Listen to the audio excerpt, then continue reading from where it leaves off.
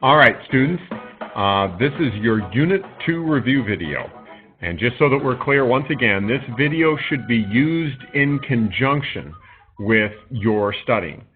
This video should not be thought of as studying for the test, but simply taking your study guide and taking what we did in class and your Schoology responses and primary and secondary sources and putting it all together. And of course, as always, I say this is my grading rubric for the short essays, which is about half the test in terms of points. This is my grading rubric. So this is a good way for you to know, hey, this is what you should be covering as far as the test is concerned.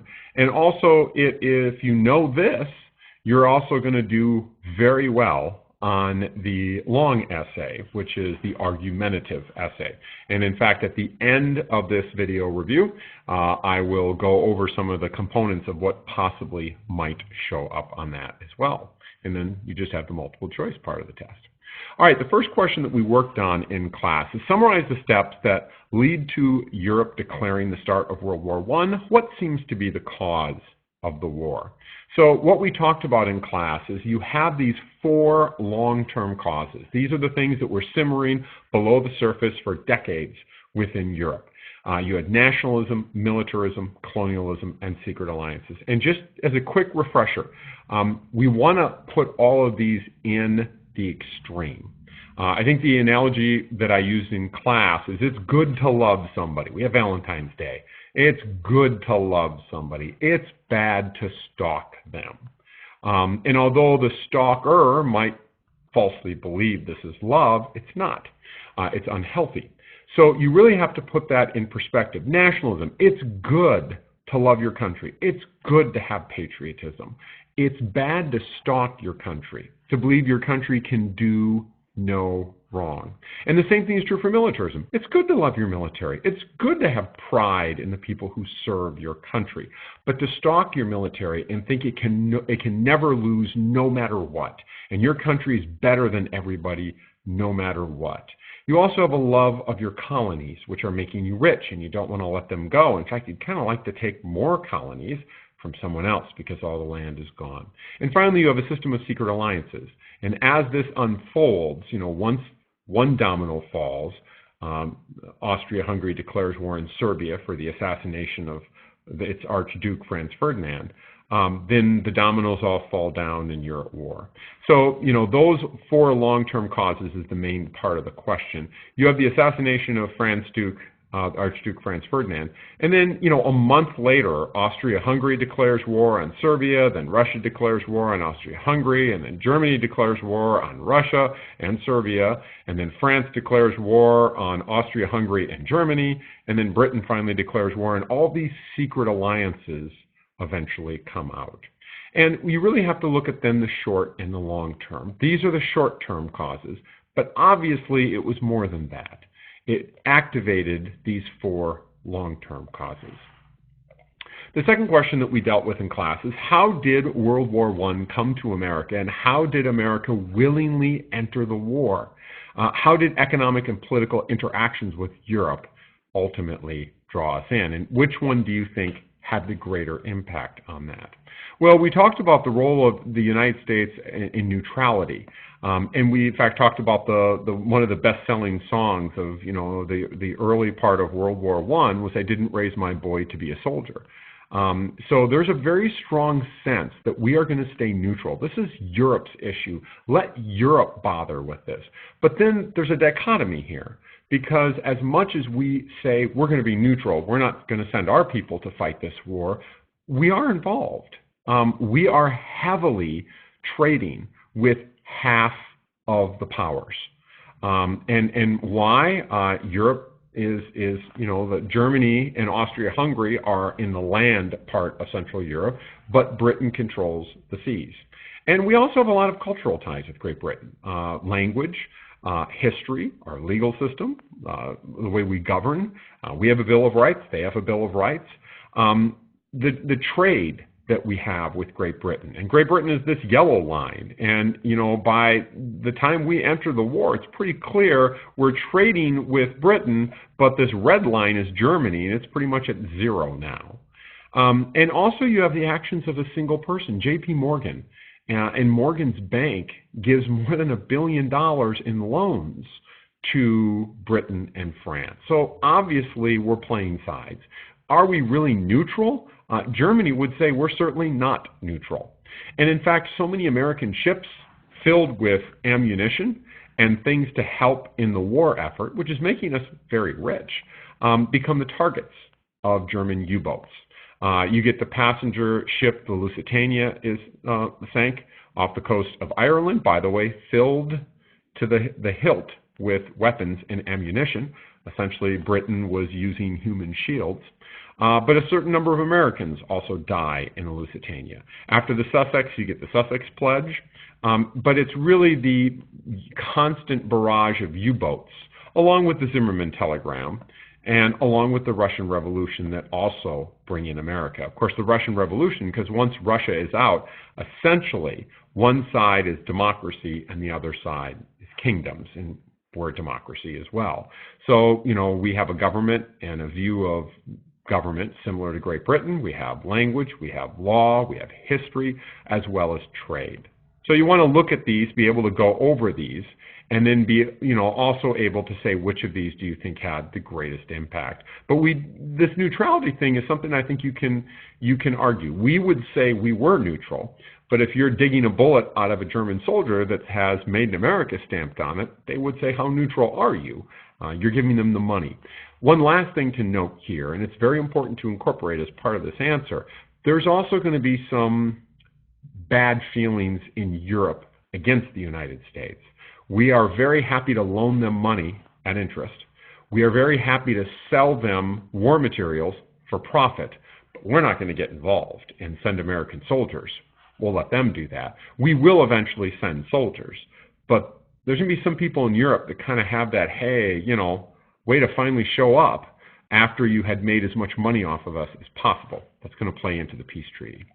The third question we dealt with is, how did a revolution in Russia make it more likely we would enter the war, and how did this play into the ideals of Wilson's 14 points?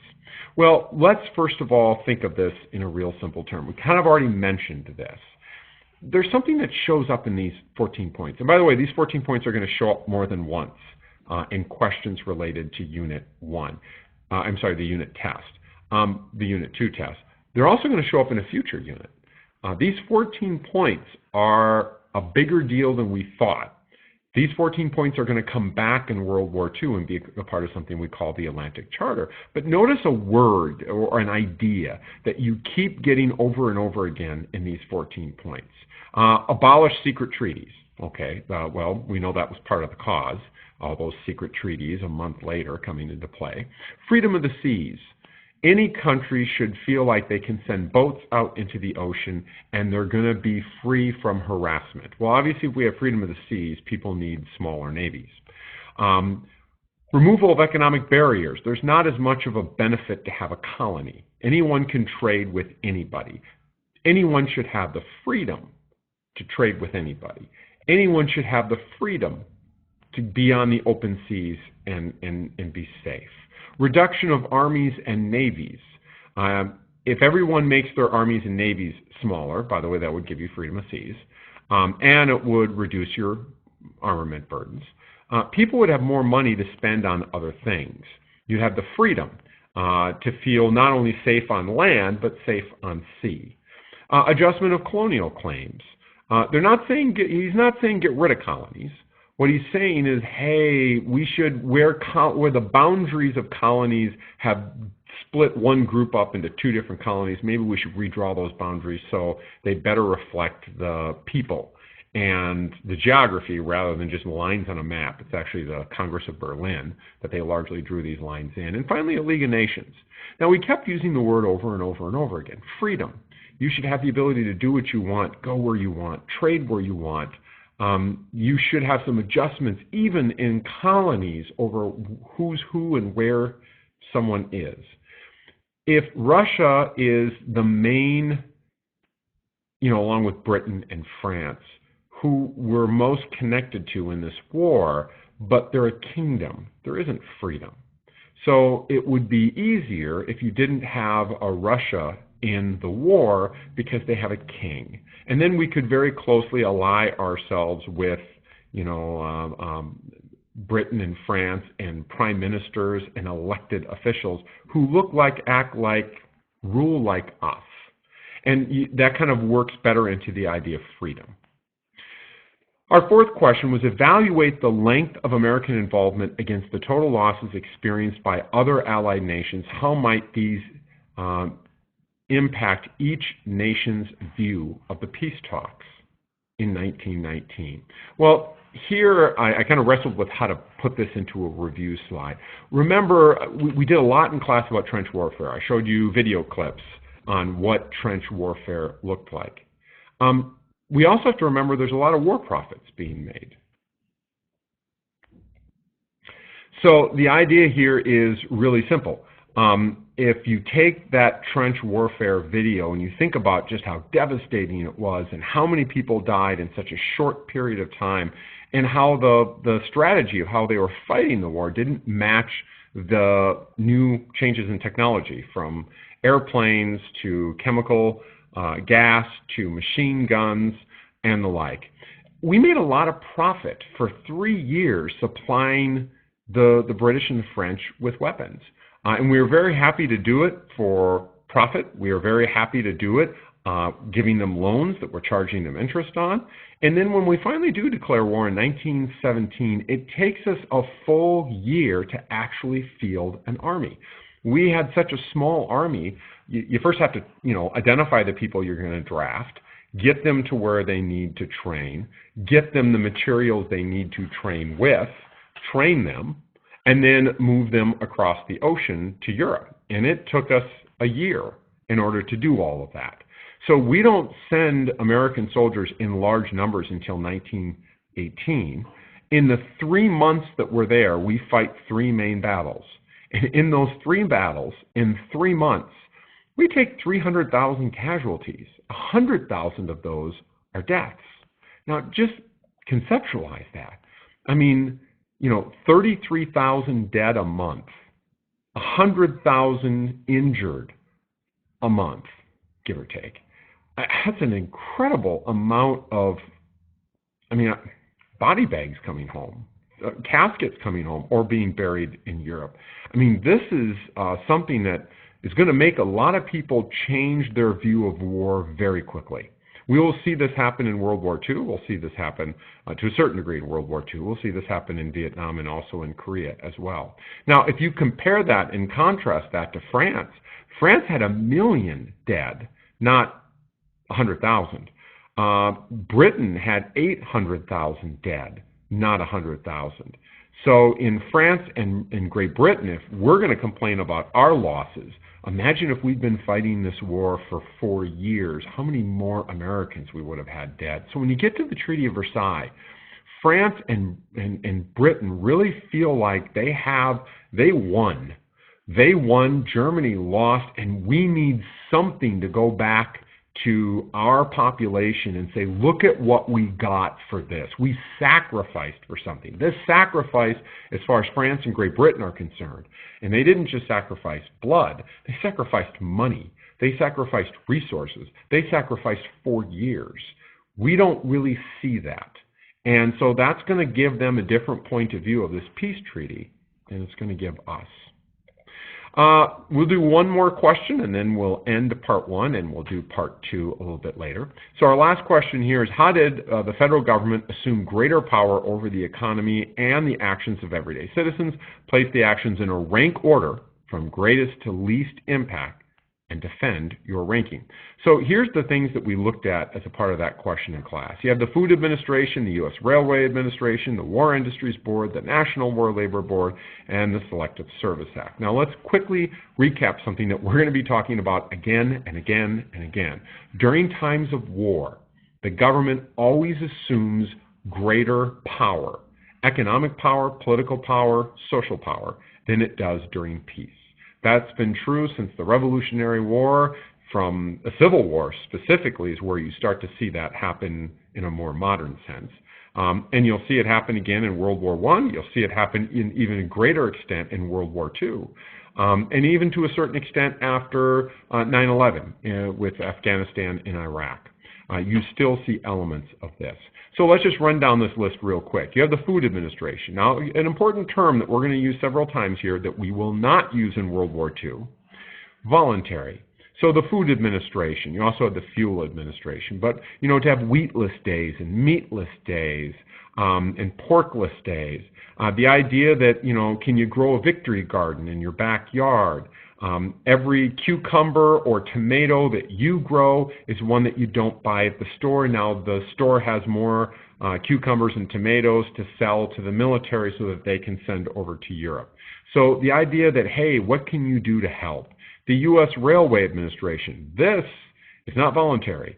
This actually is close to communism and socialism. The federal government took over the railroad industry to make sure that you supply chained your war production. You got to make sure the copper from the copper mines gets to the bullet factory, and then from there the bullets get to the New York harbor to get on a ship to get across the Atlantic. You can't take any slowdowns in shipments. You got to have priority.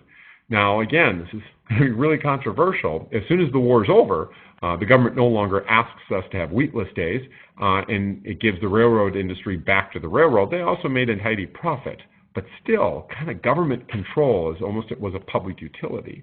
The War Industries Board oversaw the production of war materials, and the War Industries Board, through recommendations, quote unquote, to private industries, actually increased productivity by 20%. That's enormous. That's more profits. But you didn't have to listen to the War Industries Board, but when they show up, they got a lot of money they'd like to give to you if you're willing to make stuff for the war. If you don't want to listen to the War Industries Board, you didn't have to. It was voluntary. You just aren't going to get any government contracts. The National War Labor Board, led by a former president, William Howard Taft. Gee whiz, workers, can you please not go out on strike? Specifically in industries related to the war effort, it was voluntary. They asked real nicely. There were still a lot of strikes during World War I. And yeah, some people are going to become fearful that maybe some of these strikes are actually not for good reason, but because people are trying to subvert the war effort. And then, the Selective Service Act. You had to sign up to be drafted. And that's going to cause some concern. Now, certainly, if we want to put these in some sort of rank order, you can make your own. But I would note, Food Administration, voluntary. U.S. Railway Administration, they took it over. War Industries Board, didn't have to listen, but if you want government contracts, you should. National War Labor Board, please don't go out and strike. And if you do, well, we'll send you an angry letter, but there's not much they're going to do. Voluntary. Selective Service Act, definitely not voluntary. If you don't sign up, you go to jail. We still have the Selective Service Act today. You do, gentlemen, have to sign up for the draft on your 18th birthday. Now it's more electronic than it was back then. All right, this is part 1 of the review video. We will do part 2 shortly thereafter.